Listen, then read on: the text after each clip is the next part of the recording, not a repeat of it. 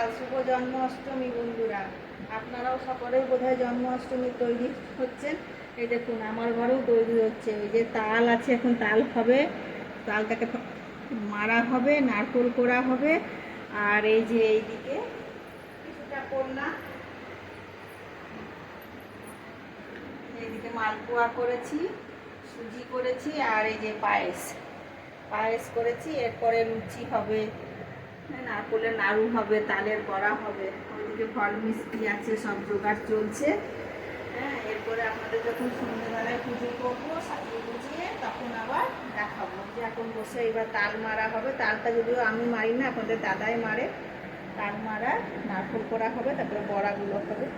তখন করি, আবার সন্ধ্যেবেলায় দেখা হবে। তখন আপনাদেরকে সব জোগাড় করছিলাম, দেখিয়েছিলাম, তাল নারকোল সব পড়েছিল, বানাচ্ছিলাম। এখন দেখুন বানিয়েছি। আমার গপুকে আমি কেমন সাজিয়েছি দেখুন।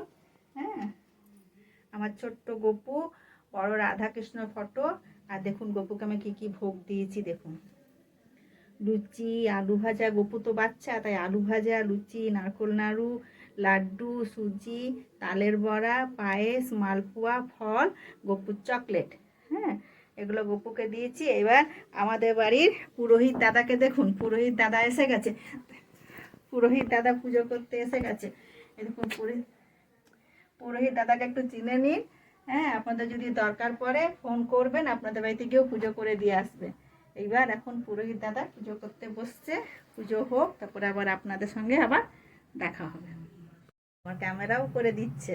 এরকম পুরোহিত দাদা পাবেন, দেখে রাখুন, নম্বরটা দিয়ে দেবো, দরকার পড়লে ডাকবেন, আপনাদের বাড়িতে গিয়েও পুজো করে দিয়ে আসবে। পুজোটা ভালো করে, খারাপ করে না, দেখবেন ভালো লাগবে।